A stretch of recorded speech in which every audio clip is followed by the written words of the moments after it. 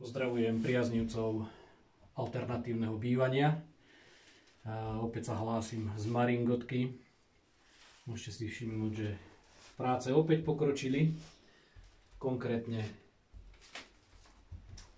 obklady, pribudli borovicové obklady. Momentálne sme sa presunuli do tzv. Spacej časti. Tým, že sa to obkladá, už vznikajú aj ako keby jednotlivé miestnosti. Táto časť bude spálňová, bude dvojúrovňová, čiže na spodu bude jedno veľké spanie, na vrchu, teda nad ním bude druhé veľké spanie po celej tejto ploche. V rohu si môžeme dať detail na súčasne s obkladaním sa osádzajú aj krabice inštalačné, elektrické, sú protipožiarne, vedľa nich sú vyvedené drôty na osvetlenie, aj tu, aj hore, tam krabice nepotrebujeme.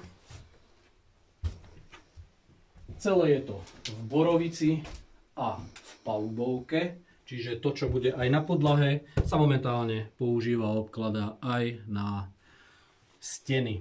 Rovnako aj strop bude z tohto istého materiálu. Môžeme sa presunúť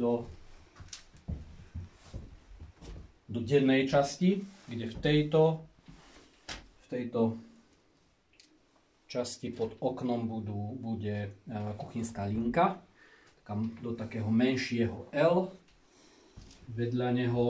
Vedľa kuchynskej linky bude nainštalovaná piecka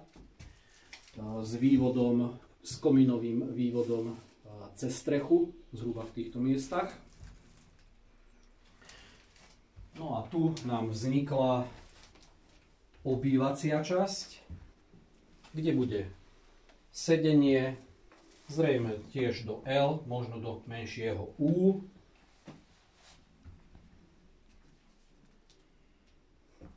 A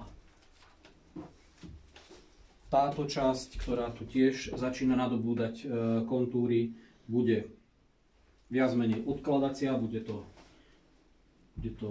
môžeme to nazvať skriňa,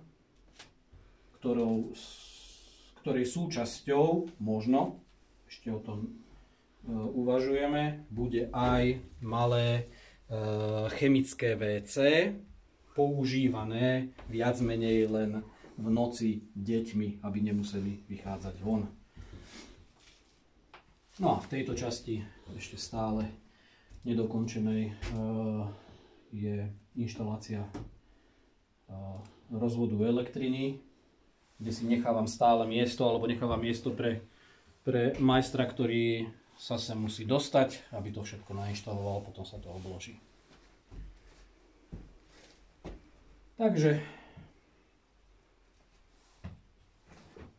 predpokladám, že keď pribudne obklad stropu, čo bude trošku náročnejšie, aj časové, aj odborne, tak prinesiem ďalšie video.